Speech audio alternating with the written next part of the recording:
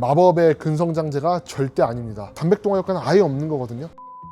드시고 도핑 검사하면요, 도핑 진짜 카다 도핑하는 거는 검출될 가능성이 굉장히 높아요. 해외에서는 합법적으로 마트나 인터넷에서도 쉽게 구할 수 있는, 옛날에 이런 말 있었어요. 야, 도핑 있으면 해외 보충제 웬만하면 먹지 마라. 프로호르몬을 만드는 회사와 관련 있는 제조사들에 드시지 않는 거를 좀 추천드립니다. 한 선수 같은 경우는 검출이 됐어요. 울면서 막 억울해하고, 보충제를 잘못 드셔면 정말 이런 재수없는 경우가, 정말 슬픈 경우가 발생하기도 합니다. 안녕하세요, 잠백입니다. 오늘은 특별한 호르몬 보충제에 대해서 소개해 드리려고 해요. 해외에서는 합법적으로 마트나 인터넷에서도 쉽게 구할 수 있는, 외국에선 보편화돼서 쓰고 있는 영양제 중에 하나이거든요. 우리 보디빌딩 하시거나 운동하시는 분들한테 굉장히 중요한 호르몬임에도 불구하고 이 내용에 대해서 어떠한 자료도 없어서 제가 잠백이 카페에서 소소하게 이와 관련된 내용을 다뤘지만 한 번 더 집중적으로 영상으로 다루면 좋을 것 같아서 오늘 촬영을 하게 되었습니다. 일단 오늘 소개해 드릴 호르몬 두 가지는 프로그레놀론이랑 그리고 DHEA라는 거예요. 그러니까 외부에서 호르몬을 꽂게 되면 혈액 검사상으로는 남성 호르몬 수치가 정상 범위를 초월하고 막 어마어마하게 높게 나왔음에도 불구하고 우리가 아는 많은 프로 보디빌더들도 무기력증에, 그리고 중추신경계 피로감, 그리고 막 성욕감퇴가 특히 엄청나게 많으세요. 호르몬의 절대적인 양이 부족해서가 아니거든요. 외인성 호르몬 투여와 일상적인 훈련 스트레스가 결합하면서 이제 호르몬 피라미드 최상단 시스템이 교란되기 때문이에요. 프로그레놀론이랑 DHA를 포함한 이런 뉴로스테로이드, 그러니까 이게 뇌신경 스테로이드라는 거거든요. 이 라인이 완전히 고갈되었기 때문인데, 해외 코치들이 요즘 주목하는 프로그레놀론 그리고 DHA의 좀 생물학적 메커니즘과 보디빌딩 필드에서 이를 어떻게 전략적으로 접목하는지 과학적 근거에 기반해서 분석해 보려고 합니다.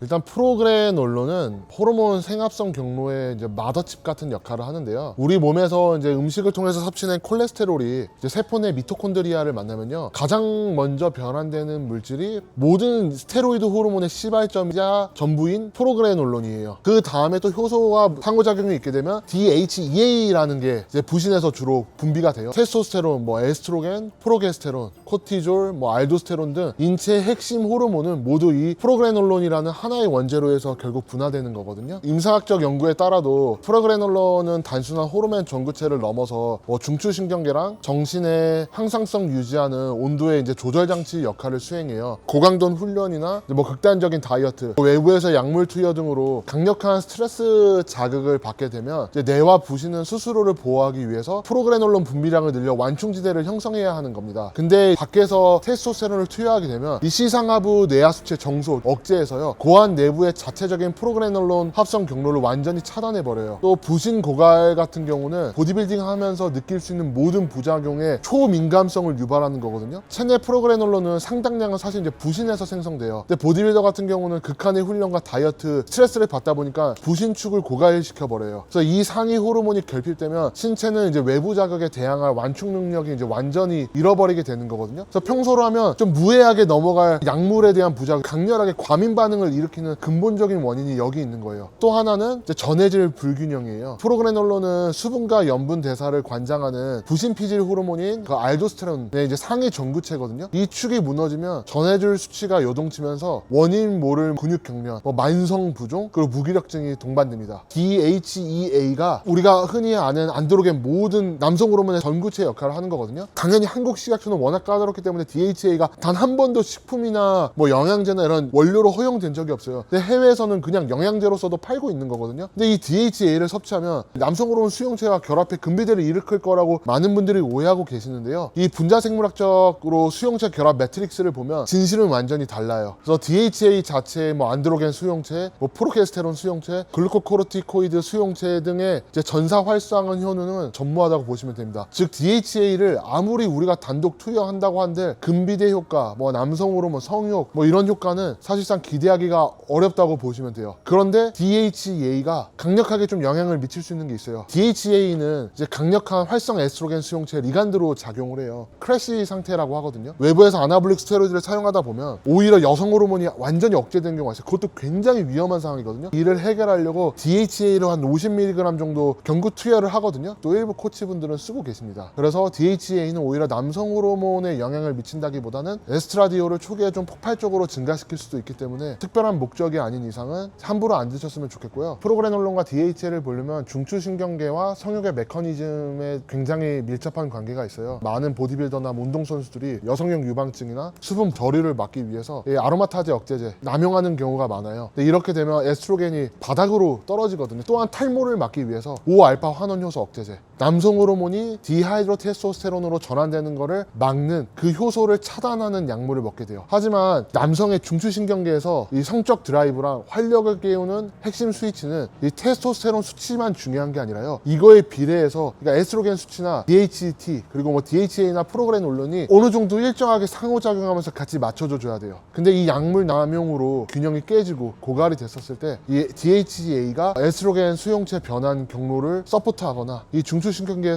성욕을 복구하는 핵심 카드가 되기도 합니다. 현장 코치들, 프로 선수들이 이 DHA와 프로그레놀론을 이제 어떻게 접목하는지 설명해 드리려고 하는데요. 혈액 검사를 통해서 이 DHA와 프로그레놀론을 파악해 본 다음에 이제 건강한 성인 남성의 정상적인 DHA 혈청 수치는 한 16 나노몰 정도 될 거예요. 그러나 이제 외인성 테스토스테론 요법이나 외부에서 아나볼릭 스테로이드를 사용하게 되면 이제 고안에서 호르몬 생산이 완전히 중단되기 때문에 임상 데이터로만 봤었을 때는 DHAS 정도의 수치는 일부 유지가 가능할 수도 있지만 프로그레놀론 수치의 보정 효과는 사실상 없음으로 관찰이 됐어요. 여기서 이제 중요한 내용이 HCG 이제 병행 요법이에요. 보통 우리가 사이클 중에 아나볼릭 스테로이드 외부에서 투여하다 보면 고안 내에서 자극을 받지 못하기 때문에 고안 사이즈도 건포도알처럼 줄어들어 버리고 고안이 일을 안 하게 돼요. 기능부터 호르몬 생산을 아무것도 안 하기 때문에 이 기능을 딱 정상 정도 유지하기 위해서 사이클 중에 HCG를 사용하는 게 요즘은 거의 기본 프로토콜 중에 하나예요. 그래서 HCG를 보통 주 3에서 250에서 500IU 정도 나눠서 맞는데요. 이렇게 맞게 되면 고안의 테스토스테론 및 에스트로겐, DHT 생성을 촉진해서 혈중 호르몬 프로필은 좀 더 자연스럽고 풍부하게 만들 수 있지만 이 HCG가 LH 호르몬을 모방하여 고안 내 경로를 자극하더라도 사실 정소 기능에 국한될 뿐이라 이제 하드 트레이닝으로 고갈된 부신이나 중추신경계 내부의 뉴로스테로이드, 이 신경 스테로이드 축까지는 복구를 하지는 못해요. 오히려 이것 때문에 이제 타클래스 코치들이 혈액 검사상 남성 호르몬 수치가 완벽하더라도 이 DHA와 프로그레놀론을 투여하고 접목한 이유가 이것 중에 하나예요. 그리고 이제 프로그레놀론 같은 경우는 중추신경계 피로랑 멘탈에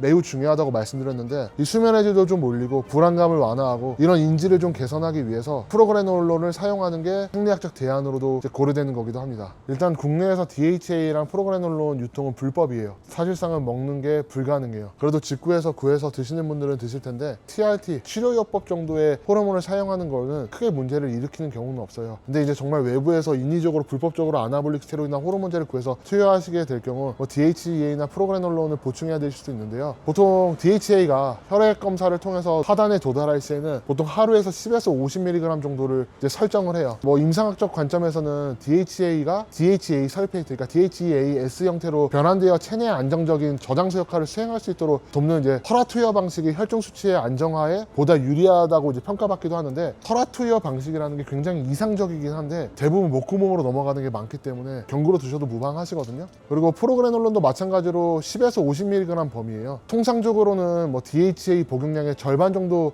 수준으로 맞춰서 이제 상호 밸런스를 맞추거든요. 그러니까 내가 DHA를 한 50mg 정도 먹겠다 하면 프로그레놀론 한 20mg, 25mg 정도 이렇게 보통 맞춰서 해외 코치들은 많이 먹고 있습니다. 그리고 여기가 이제 아주 중요한 부분인데요. DHA 드시고 도핑 검사하면요, 진짜 카다 도핑하는 거는 DHA 검출될 가능성이 굉장히 높아요. 물론 사설 도핑에서는 안 나올 수도 있겠지만 드셔봤자요, 안드로겐 효과는 아예 없어요. 단백동화 효과는 아예 없는 거거든요. 그리고 요즘은 프로호르몬이나 디자이너 스테로이드가 다 FDA에서 철퇴를 맞아서 DHA를 막 파생해서 BPI 같은 회사에서 막 이상한 프로호르몬제를 팔기도 하는데 그거 먹어봐서 DHA 기반이기 때문에 효과도 없을 뿐더러 도핑에만 걸리기 때문에 절대 드시지 않는 거를 추천드리고 싶습니다. 옛날에 이런 말 있었어요. 야, 도핑 있으면 해외 보충제 웬만하면 먹지 마라. 이게 사실 굉장히 통찰력 있는 말인 게 뭐냐면요, 도핑뿐만 아니라 모든 문제될 만한 원료는요 한국 땅을 밟을 수가 없어요. 근데 해외에서는 워낙 느슨하게 풀어져 있기 때문에 도핑에 걸릴 수 있는 것들도 식품으로 다 허용돼 있어요. 대부분은 전혀 문제가 없지만 프로호르몬을 만드는 회사와 관련 있는 제조사들의 제품은 웬만하면 드시지 않는 거를 좀 추천드립니다. 실제로 아는 분은 아니지만 한 선수 같은 경우는 이 DHA가 전구체가 검출이 됐어요. 울면서 막 억울해하고 자기는 그 어떤 스테로이드나 어떤 것도 먹은 적 없다는데 보충제를 잘못 드셔면 정말 이런 재수없는 경우가, 정말 슬픈 경우가 발생하기도 합니다.